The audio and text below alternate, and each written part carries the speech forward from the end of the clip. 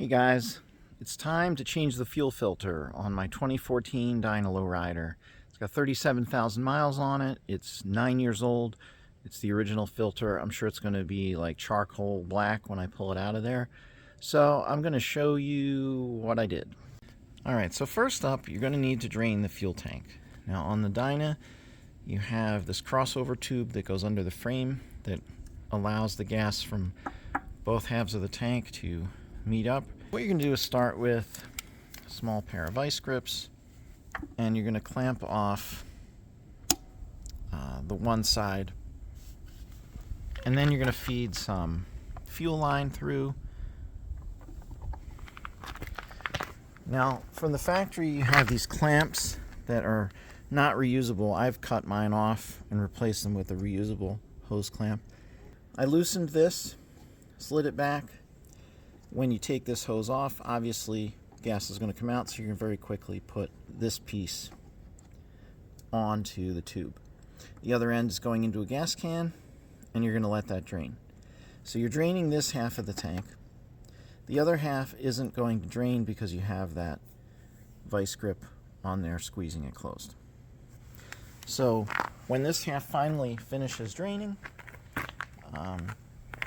you're then going to take the tubing off, and then you're going to use a union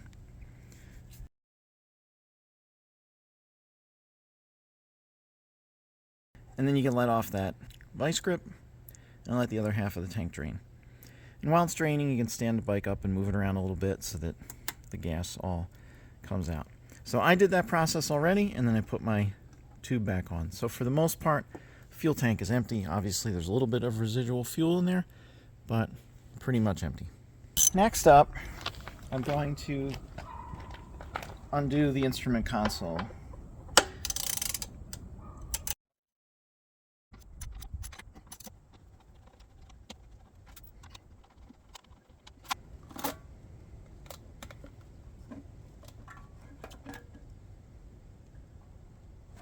So now I can lift the console up. I'm going to disconnect the connector for the fuel pump.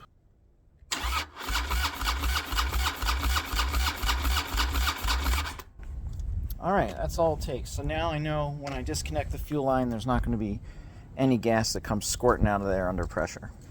Okay, I'm back in the garage now, and I have disconnected the negative battery cable.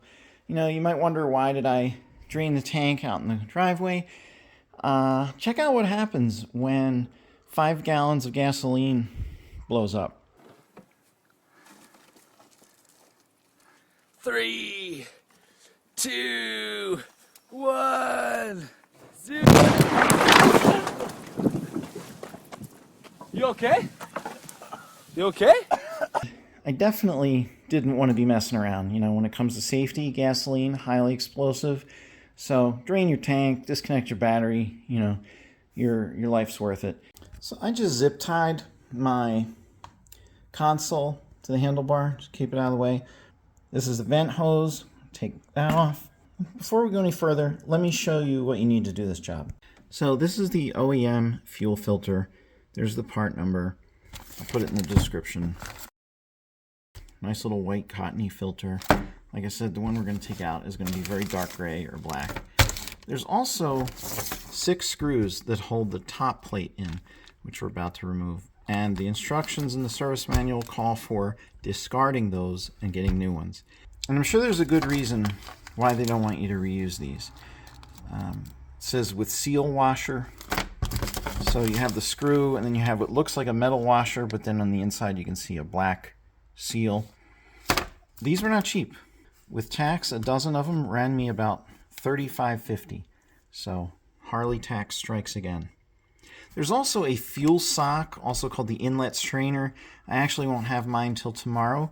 This is the top plate. These are the dozen screws. These do get installed according to a certain torque. It's in the service manual. So I'm just going to take my time and back those screws out. I don't even have the top plate off yet, and I can smell gas. This is definitely something you want to do when you have good ventilation. You only have so many brain cells, so you don't want to fry them prematurely.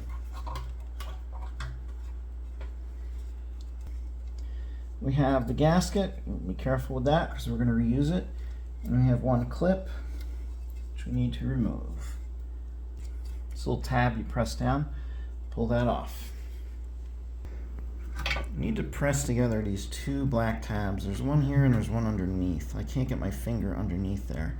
But when you press those two together, you can slide this white fuel line to the back of the bike and disconnect it from this whole assembly.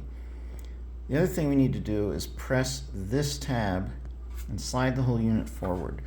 So I think I'm going to do that first so that I can get my hands on that those tabs on that fuel line. There we go. And see if we can disconnect that. Okay, there we go. So the fuel line is disconnected. And now we're going to see about pulling this whole mechanism out. The instructions say to rotate it clockwise and upward. So I'm just going to pause here and say that this is what holds the fuel filter in there. I ended up removing the horseshoe clip and separating the fuel filter housing from the whole assembly while everything was still in the tank. That's easy to do, but I found it's virtually impossible to reinstall the horseshoe clip with a new O-ring while the assembly is in the tank, unless you have 3 hands. This is because it takes a lot of pressure to press the filter housing tightly in place before you can insert the horseshoe clip. Later in the video, you'll see how I inserted the entire assembly as a unit, and this will give you a better idea how you can remove it as a one-piece assembly if you want it. As predicted, guys, black as charcoal, 37,000 miles, 9 years. Definitely time to replace it. I now have my fuel inlet sock. Harley wanted $30 for one of these. I got a 3-pack on Amazon from Quantum Fuel Systems. About $18 for the 3-pack. So I like to go OEM, but not for that kind of money. Squeeze the tabs together, push it through. This probably did not need to be replaced. It's not that bad, but since I'm in here, might as well.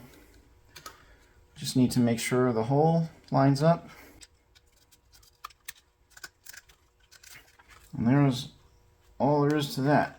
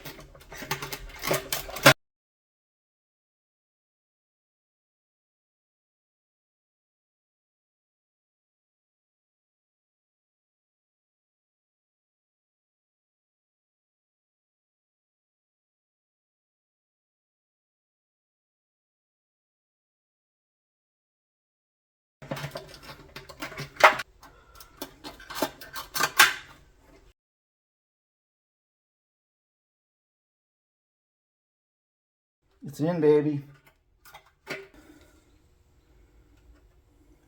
This can only go one way.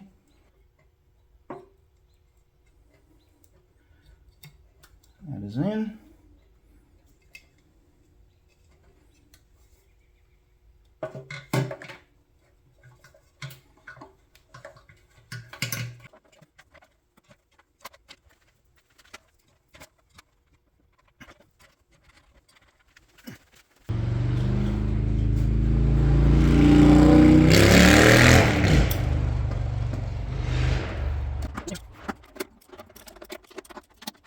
(27 to 33 inch-pounds).